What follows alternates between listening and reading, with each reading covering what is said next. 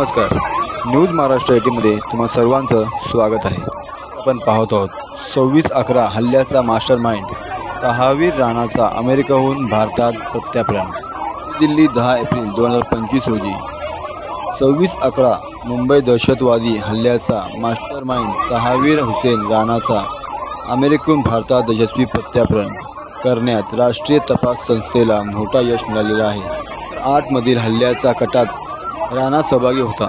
अमेरिकेतील न्यायालयीन लढाईनंतर शेवटी त्याचा प्रत्यार्पण आदेश मंजूर झाला. भारताने अमेरिकेकडून सरेंडर वॉरंट मिळवून हे प्रत्यार्पण सुनिश्चित केले.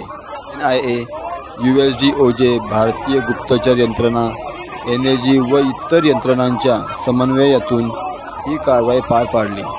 राणा याने डेव्हिड हेडलीस, लष्कर-ए-तैयबा व हरकत उल जिहादी इस्लामी हुजी या दहशतवादी संघटनेबरोबर कट रचला होता. या हल्ल्यात 166 लोकांचा मृत्यू झाला होता. या हल्ल्याच्या मास्टरमाइंड तहावीर राणाचा अमेरिकेहून भारतात प्रत्यार्पण करण्यात NIAला यश मिळाला.